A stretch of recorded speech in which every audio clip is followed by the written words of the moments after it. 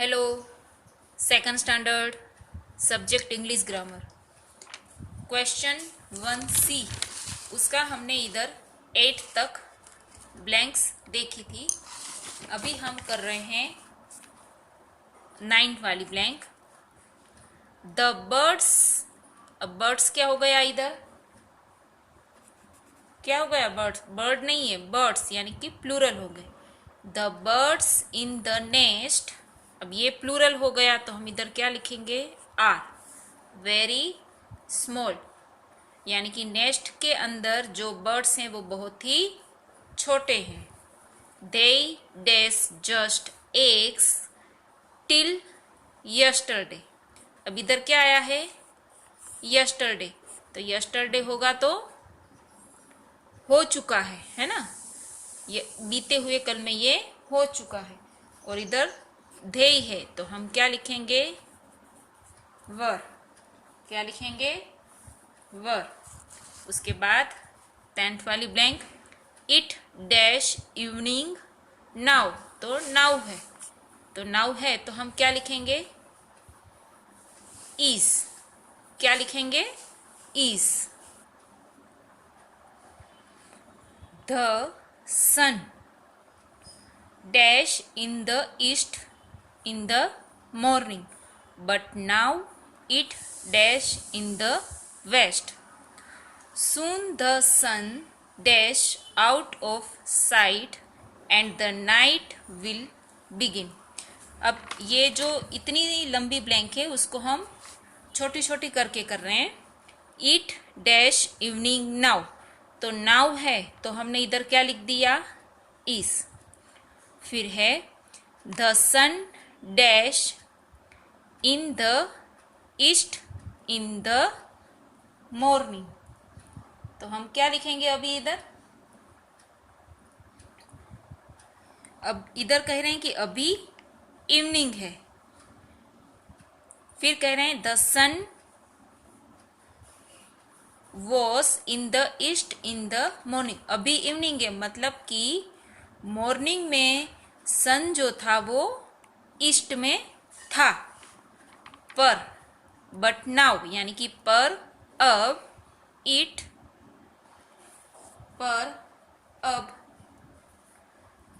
सन जो है वो इज इन द वेस्ट, पर अब सन जो है वो कहाँ है? वेस्ट में है। फिर है सुन यानी कि जल्दी से। The sun dash out of sight and the night will begin. फिर थोड़ी देर के बाद सूरज जो है वो चला जाएगा और नाइट जो है वो शुरू हो जाएगी। पर ऐसा कह रहे हैं कि थोड़ी देर बाद सन चला जाएगा और नाइट शुरू हो जाएगी, तो इसका मतलब ये कि ये होने वाला है, तो हम क्या लिखेंगे? Will B. ओके। उसके बाद 11th ब्लैंक। बिफोर 15th अगस्त। अब क्या है? बिफोर आया है ना, तो बिफोर आया तो हम क्या लिखेंगे? पहले की बात करें। बिफोर 15th अगस्त यानी कि पहले की बात कर रहे हैं। इन 1947 India dash not a free country, यानी कि 15th अगस्त 1947 से पहले इंडिया जो था वो फ्री कंट्री नहीं था, है ना? आज़ाद नहीं था इंडिया। तो हम इधर क्या लिखेंगे? वॉस। क्या लिखेंगे इधर? वॉस। फिर है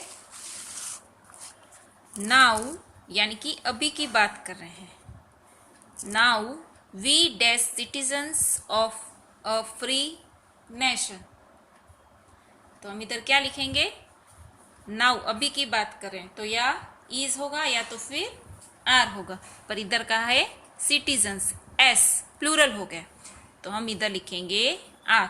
now we are citizens of a free nation.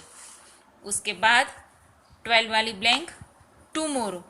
अब टुमोरो यानी कि होने वाला है।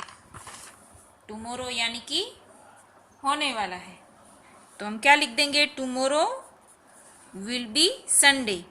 So all the members of the family क्या लिखेंगे इधर?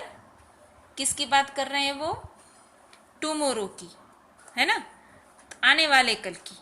तो आने वाले कल को संडे है, तो सारे फैमिली के मेंबर्स घर पर ही होंगे, ऐसा।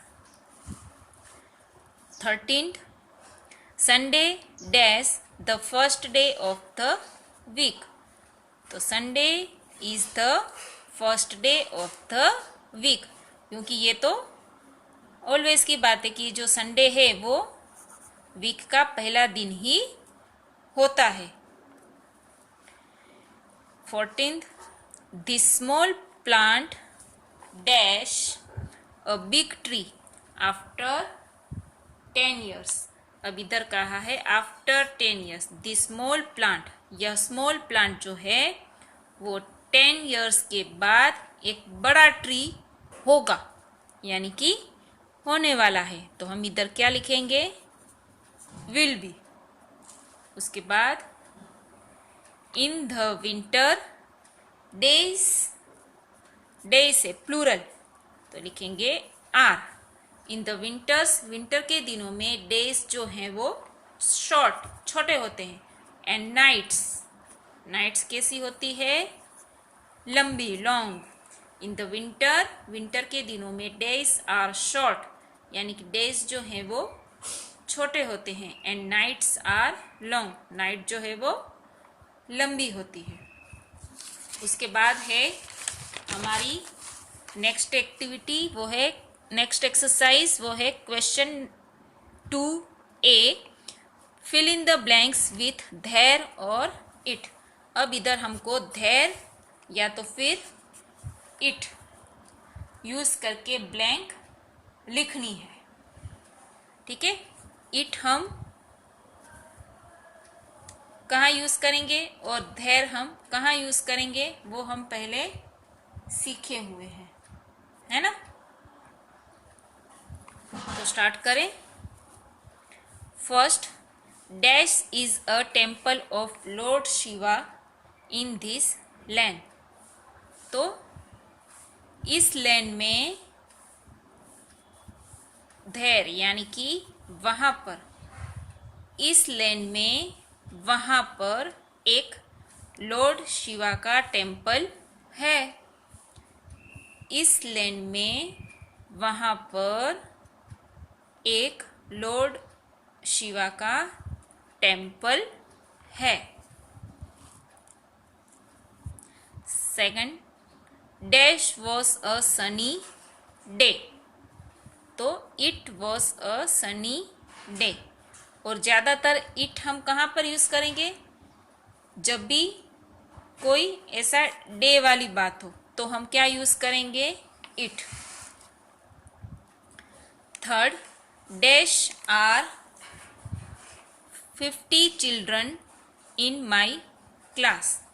तो हम इधर लिखेंगे देयर, क्योंकि आर है, आर प्लूरल है, तो उसके साथ हम लिखेंगे there. There are 50 children in my class. Dash was the wedding day. देखो इधर भी हमने डे था तो क्या लिखा था? इट। इधर भी किसकी बात कर रहे हैं? वेडिंग डे, है ना? Wedding day. ये कैसा? सनी डे था, मतलब अच्छा सनी डे, न ज़्यादा ठंड न ज़्यादा गर्म, वैसा सनी डे। और ये है वेडिंग डे, तो उसमें भी हमने क्या लिखा है? It. It was the wedding day of his sister. फिर हम क्या लिखेंगे? Dash where many guest in the house. अब ये वेर, मैनी गेस्ट प्लूरल है ना, तो हम इधर क्या लिखेंगे? There. There were many guest in the house. उसके बाद फिफ्थ वाला, thank you, it is all right. Thank you, it is all right. उसके बाद जो 6 वाली ब्लैंक है वो, dash will be a science exhibition in our school next week. तो हम इधर लिखेंगे there. There will be a science exhibition in our school next week. उसके बाद हम लिखेंगे 7 dash is very hot today. इसमें भी टुडे आया, डे की बात हो रही है, तो हम क्या लिख देंगे? It. It is very hot today.